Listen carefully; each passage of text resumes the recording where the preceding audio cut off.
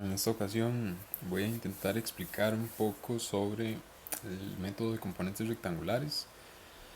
Bien, entonces básicamente este método es muy utilizado, es bastante útil y bastante práctico, más que todo cuando nosotros tenemos que sumar muchas fuerzas. Bien, nosotros tenemos este vector f, ok.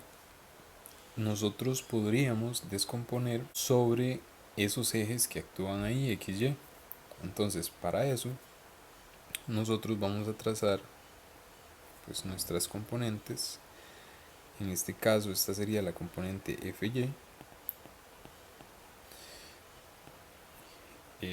como escalar, y esta sería mi componente FX, igualmente como un escalar.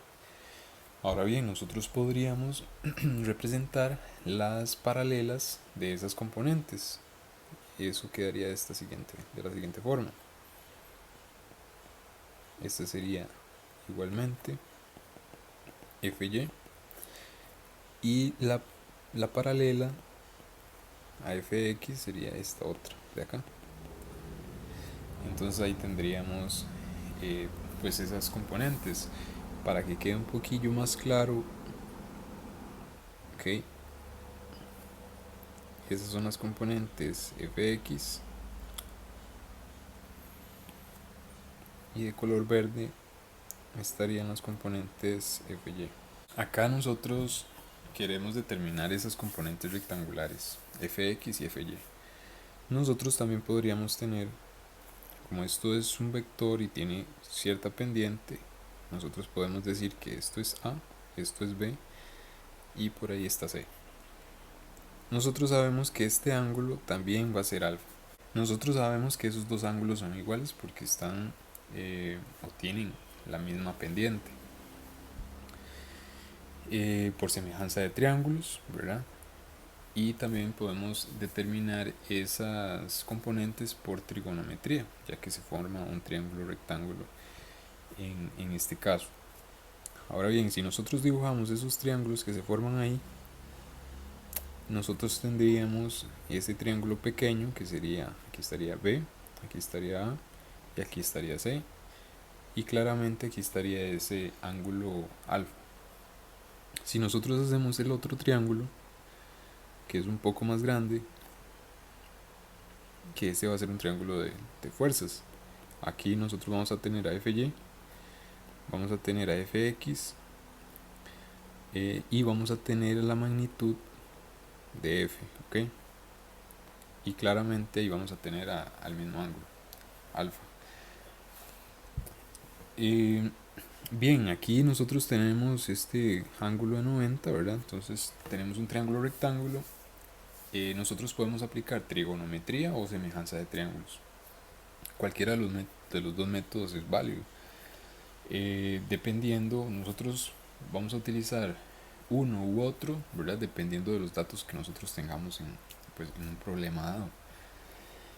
Bien, entonces aquí yo lo voy a explicar de las dos formas. Básicamente, si nosotros queremos expresar o determinar más bien la magnitud de fx, ¿ok?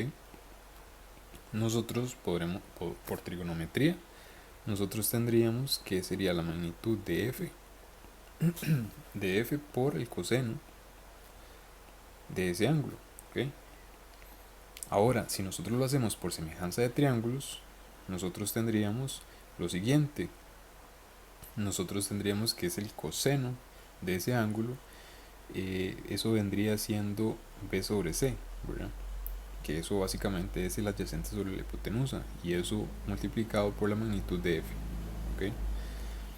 Bien, ahora si nosotros queremos determinar la magnitud de fy, entonces aplicamos exactamente el mismo razonamiento, y al final lo que hacemos es la magnitud de f por el seno, porque es el opuesto, ¿ok? Opuesto. Y aquí tendríamos esa sería la parte de la solución por trigonometría, y por semejanza de triángulos tendríamos lo siguiente. En ese caso sería a sobre c, multiplicado por la magnitud de f. Ahora, esto está en términos escalares, pero nosotros trabajamos con vectores, entonces tenemos que determinar una forma, ¿verdad?, de pasar esto o convertir estos escalares o estas componentes escalares a vectores. ¿Okay? Para ello existe una forma que es, digamos, una herramienta que básicamente es multiplicar un escalar por un vector. Pero en este caso nosotros no queremos alterar el valor de estas componentes rectangulares fx y fy, por lo que nosotros multiplicamos por un vector unitario. ¿Okay? Entonces nosotros vamos a escalar ese vector unitario. Entonces nosotros básicamente lo que nosotros tenemos, lo que vamos a tener es lo siguiente. Supongamos que este es el plano XY, ¿ok? Y los voy a dibujar en rojo, ¿ok? Esos son los vectores unitarios que nosotros vamos a considerar, que van a ser I y J, ¿ok? El I para las componentes horizontales y el J va a ser utilizado para las componentes verticales. Ahora bien, ¿qué es lo que nosotros debemos conocer? En términos cartesianos, nosotros vamos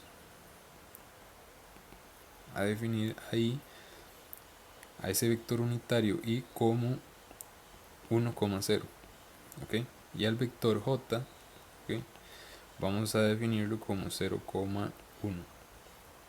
Entonces nosotros vamos a multiplicar a tanto a fx como a fy por I y por J respectivamente.